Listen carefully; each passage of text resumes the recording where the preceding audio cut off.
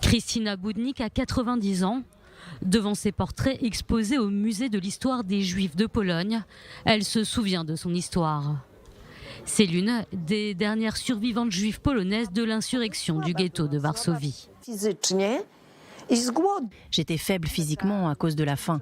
J'étais exténuée, je ne marchais pas. En sortant du ghetto, de ces égouts, j'ai dû apprendre à marcher.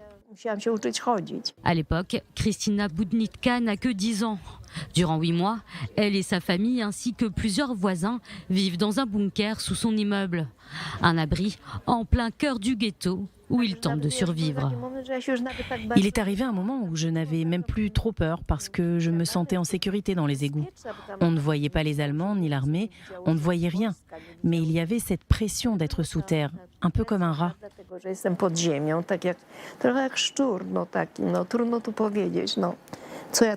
Un ghetto construit par les nazis après l'invasion de la Pologne en 1939. 450 000 juifs y sont entassés sur un peu plus de 3 km². Le 19 avril 1943, un soulèvement populaire s'organise. En représailles, les Allemands décident de réduire les lieux en cendres.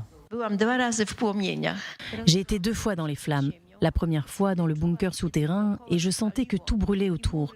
Et les murs étaient si chauds, comme dans un four à pain, que je devais me rafraîchir dans les égouts. La deuxième fois, c'était pendant l'insurrection de Varsovie en 1944, lorsque j'ai vu que Varsovie brûlait. Krystyna réussit à se sauver du bunker par les égouts. Elle laisse derrière elle ses parents et sa sœur. Micro à la main, elle se remémore cette scène. Elle explique qu'elle ne les a pas pleurés parce qu'elle n'avait plus de larmes.